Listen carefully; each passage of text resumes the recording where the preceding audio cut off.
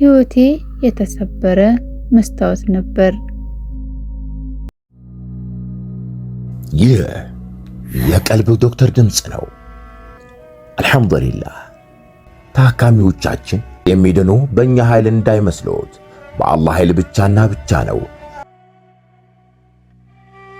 ከቀልብ ዶክተር ዓላማ ውስጥ የአላህን ተአምር ማንገስ ዋነኛው ነው። በየጊዜው በቀልብ ዶክተር ታክመው መዳናቸውን ማመን እስከሚያቀታቸው ሲቃይ የተናነቃቸው ሲገልጹ የአላህ ተአምር ምን ያህል የገዘፈና ግልጽ እንደሆነ ያሳየናል። ከህመም ወደ ጤነኝነት፣ ከጭንቀት ወደ ደስታ፣ ከጨለማ ወደ ብርሃን፣ ካላሰቡበት ወደ ስኬት የደረሱት በአላህ ተአምር ቢሆን እንጂ።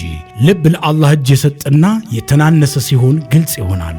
አላህም እንዲህ ይለናል፣ አላህን ትገነዘቡና በእርሱ ታምኑ ዘንድ በችሎታው ላይ ያስረጅ የሆኑ ግልጽ ተአምራቶችን ያሳያቸዋል። አልበቀራ። ኑ ባላህ ቃል ያላህን ተአምር እናግስ። ሕክምና ማግኘት ሲፈልጉ ይሄንን ሊንክ ይጫኑ።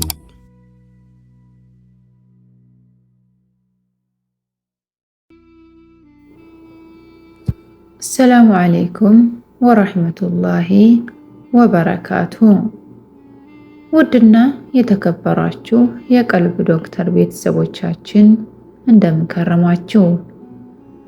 በያላችሁበት የአላህ እዝነት፣ ረህመት፣ ጥበቃው አይለያችሁ ያልኩኝ ይህ ዘወትር ቅዳሜና እሁድ ወደ እናንተ ይዘንላችሁ የምንቀርበው በቀልብ ዶክተር ኡስታዝ ሰበብ ታክሙ የዳኑ የእህት የወንድሞቻችንን እውነተኛ፣ አሳዛኝ፣ ልብ አንጠልጣይ ታሪካቸውን ነው።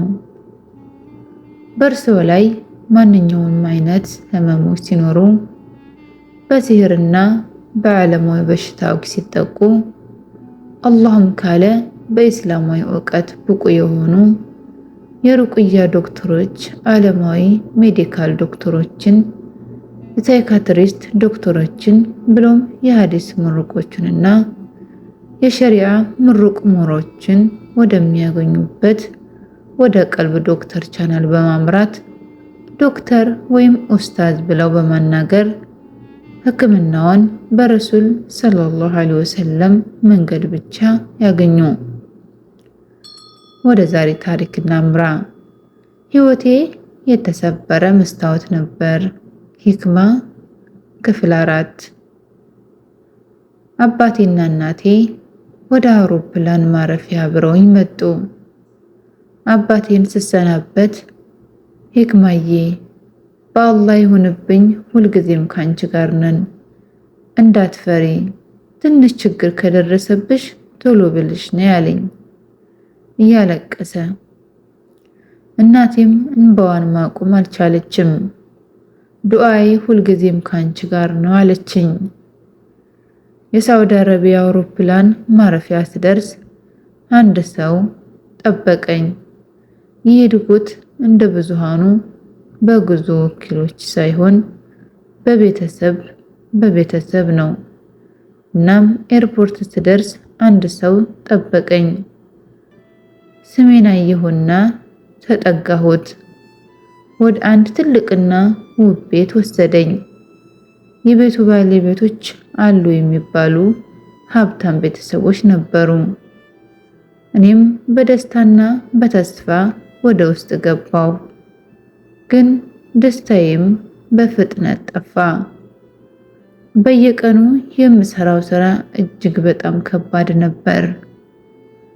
ያ ረቢ፣ ከባድ ሲባል ሰውነት ከማይችለው በላይ ስራ ፈተና ነበረው። መዳም ደግሞ በጣም ትበድለኝ ነበር። ራህማ የሚባል የላትም። የምቀመጥ፣ የምተኛ፣ የምበላም አይመስላትም። ሁሌ ቆሜ፣ ሁሌ ስራ ላይ ሆኜ ነው ማየት የምትፈልገው።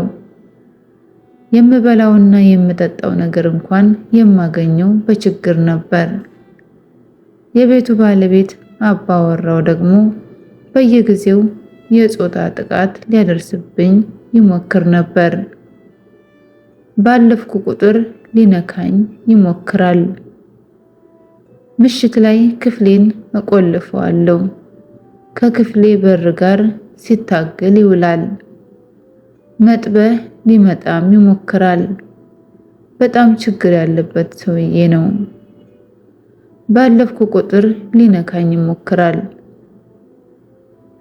ምሽት ላይ ክፍሌን እቆልፈዋለሁ። በየቀኑ የእኔ ህይወት ወደ ቅዠት ተለወጠ። ከሀገሬ አራግፌው እመጣለሁ ያልኩት የመንፈስ ጭንቀትና ህመም እዚህም ተከትሎኝ መጣ። ሸሁ ያስጠነቀቁኝ ጂኒ እዚህም ይኖር ነበር ብል ማጋነን አይሆንብኝም። በሌሊት ልክ እንደ ጨለማ ጥላ በክፍሌ ውስጥ ይንቀሳቀሳል። የራስ ምታቴና የልብ ምቴ ይጨምራል። እፈራለሁ፣ አለቅሳለሁ፣ አዝናለሁ። በቃ ጭንቀቱ መከራ።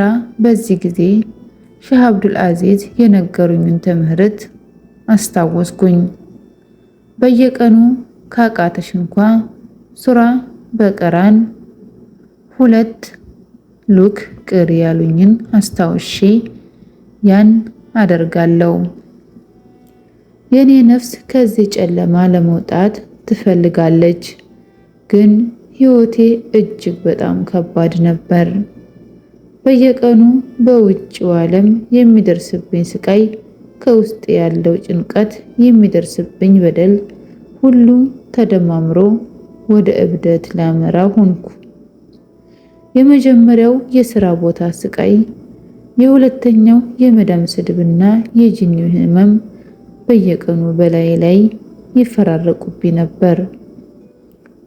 ህይወቴ ልክ እንደ ውሃ ፈሳሽ በጣቶቼ መካከል ፈሰው እያለቁ ነበር።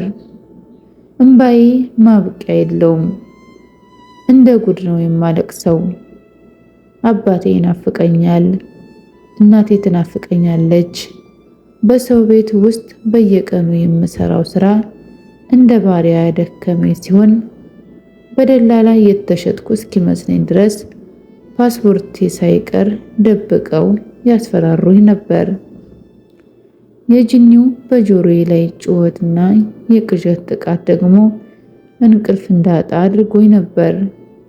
በትንሿና ጨለማ በሆነችው ክፍል ውስጥ እያለው በተስፋ መቁረጥ የተነሳ አንድ ቀን ስቅስቅ ብዬ አለቀስኩ። ያለቀስኩት እንደሌላ ጊዜ አይደለም፣ ለአላህ ነው ያለቀስኩት። በቃኝ አልኩ።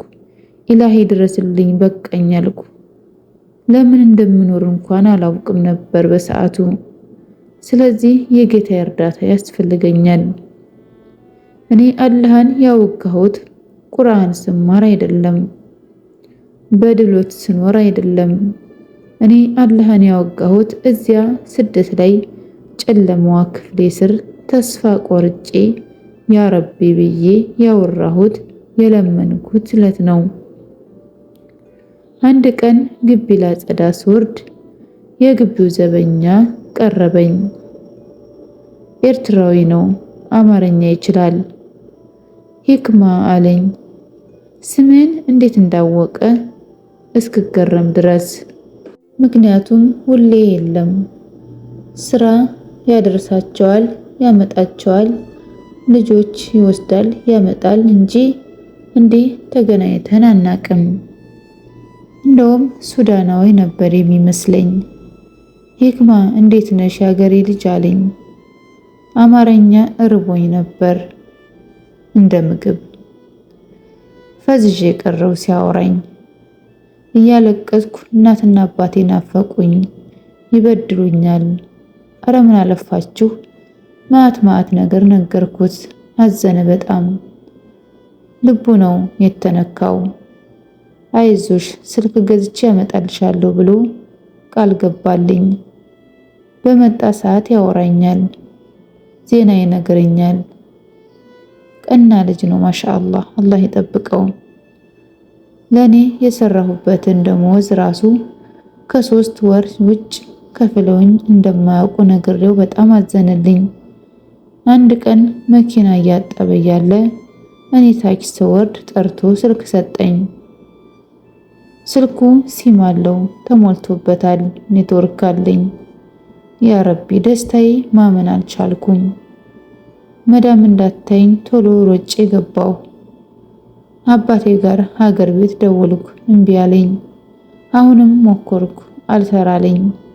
ወርጄ እንዳላናግረው የለም ሂዷል። በቃ ነገ አናግረዋለሁ አልኩና ስልኬን ከፍቼ መጠቀም ጀመርኩ። ፌስቡክ አለ። ያኔ ታዋቂ ፌስቡክ ነው። ከፈትኩ። የሱ ፕሮፋይል ነው ያለው። የሱን ስልክ ነው ለካ የሰጠኝ ብዬ አሳዘነኝ። እዛ ፌስቡክ ላይ ነገሮችን ሳይ ዋልኩና እኔ እድናለሁ ብዬ አስቤ አላውቅም የሚል ርዕስ አየውና ማንበብ ጀመርኩ። የልጅቷን ታሪክ ሳነብ ልቤ መታኝ። ወላሂ ፈዝዤ ቀረው። ሰው እንደኔ እንደሚሰቃይ ያየሁበት ቀን ነው። የታሪኩ ባለቤት ደግሞ በቅርቡ ወደ ሳዑዲ አረቢያ የመጣች ናት። የቀልብ ዶክተሮች የሚባል የፌስቡክ ግሩፕ አይቻለሁ። ከሱ ላይ ነው የሷን ታሪክ ያነበብኩት። ወደ ግሩፑ መላልሼ ስገባ ብዙ ሰዎች ከኔ ጋር ተመሳሳይ ችግር የገጠማቸው መሆናቸውን አወቅኩ። ከነሱ መካከል የቀልብ ዶክተር የሚባሉ ኡስታዞችን እንዴት ነው የማገኛቸው የሚለው ሊንኮችን አይቼ ነክቼ ቴሌግራም ገባው። እዛም ኡስታዞችን ተዋወቅኩ። እነሱን መተዋወቅ ለተጨነቁ ነፍሶች ሁሉ የምመኘው ነው።